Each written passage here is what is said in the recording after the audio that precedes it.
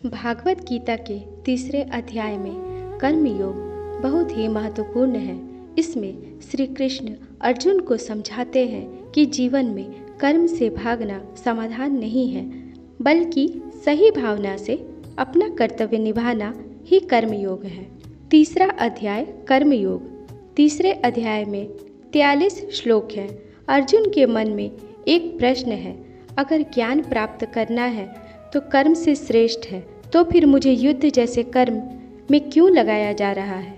श्री कृष्ण इस भ्रम को दूर करते हैं। अर्जुन श्री कृष्ण से पूछते हैं, यदि ज्ञान और बुद्धि कर्म से श्रेष्ठ है तो वे उन्हें कर्म करने के लिए क्यों प्रेरित कर रहे हैं। अर्जुन के मन में यह उलझन थी, क्या मुझे कर्म छोड़कर ज्ञान के मार्ग पर चलना चाहिए।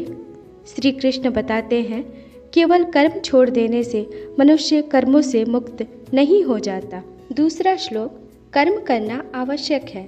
श्री कृष्ण कहते हैं, कोई भी मनुष्य बिना कर्म किए नहीं रह सकता। प्रकृति के गुण मनुष्य को लगातार कर्म करने के लिए प्रेरित करते हैं।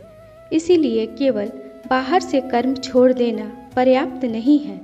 अगर कोई व्यक्ति कर्म को छोड़ दे लेकिन मन में लगातार इच्छाओं और विषयों के बारे में सोचता रहे तो वास्तव में कर्म से मुक्त नहीं हुआ।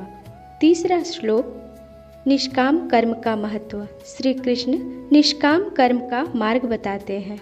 इसका अर्थ यह नहीं कि कर्म का परिणाम बिल्कुल नहीं मिलेगा। इसका अर्थ यह है कि कर्म करते समय केवल फल की चिंता में अपना मन न लगाना। जीवन में हमें अपना कर्तव्य ईमानदारी से करना चाहिए। चौथा श्लोक है, यज्ञ की भावना से कर्म।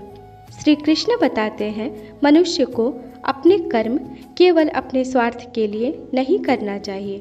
जब कोई व्यक्ति अपने कर्म को दूसरों के कल्याण और ईश्वर को समर्पित भावना से करता है तो उसका कर्म यज्ञ के समान हो जाता है।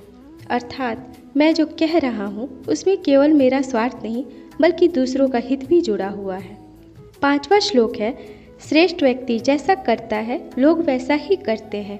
इस अध्याय का महत्वपूर्ण संदेश है कि समाज के श्रेष्ठ और जिम्मेदार लोगों का व्यवहार दूसरों को प्रभावित करता है। कृष्ण कहते हैं, श्रेष्ठ व्यक्ति जैसा आचरण करता है सामान्य लोग भी वैसा ही अनुसरण करते हैं।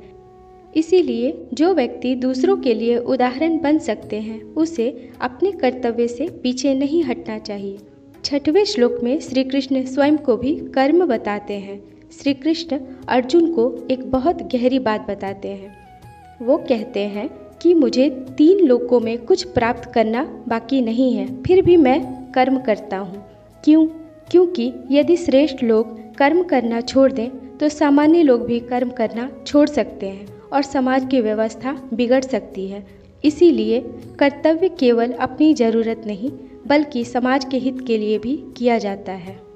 7वां श्लोक है, कर्म और अहंकार। श्री कृष्ण समझाते हैं, मनुष्य को यह अहंकार नहीं करना चाहिए कि मैं ही सब कुछ कर रहा हूँ। प्रकृति के विभिन्न गुणों के कारण अनेक प्रकार के कर्म होते हैं। समझदार व्यक्ति इन्हें जानकर अहंकार और आसक्ति से बचता है। इसका अर्थ यह नहीं कि हमें मेहनत नहीं करनी चाहिए, बल्कि मेहनत करते हुए अहंकार और अत्यधिक आसक्ति से बचना चाहिए।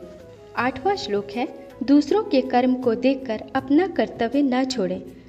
हर व्यक्ति की परिस्थिति, जिम्मेदारी और क्षमता अलग होती है, इसीलिए हमें दूसरों का रास्ता देखकर अपने कर्तव्य से भागना नहीं चाहिए। कृष्ण कहते हैं, अपने कर्तव्य को अपने तरीके से करना भी दूसरों के कर्तव्य को बहुत अच्छी तरह बेहतर करना है। कर्म और क्रोध। 9वां श्लोक है, काम और क्रोध मनुष्य के बड़े शत्रु। अध्याय के अंतिम भाग में अर्जुन एक महत्वपूर्ण प्रश्न पूछते हैं, मनुष्य अपनी इच्छा न होते हुए भी गलत कर्म क्यों कर बैठता है। श्री कृष्ण इसका कारण बताते हैं, कामना और उससे उत्पन्न क्रोध। जब हमारी इच्छा पूरी नहीं होती है तो क्रोध पैदा हो सकता है। क्रोध बुद्धि को प्रभावित करता है और मनुष्य सही गलत का निर्णय खो सकता है। इसीलिए कृष्ण कहते हैं कि मनुष्य को अपनी इंद्रियां, मन और बुद्धि पर नियंत्रण रखना चाहिए।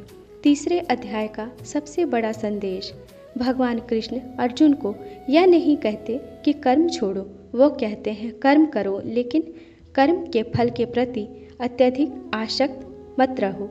अपने कर्तव्य को ईमानदारी से निभाओ, स्वार्थ कम करो, दूसरों के हित के बारे में सोचो और अपने मन को कामना तथा क्रोध के नियंत्रण में रखो।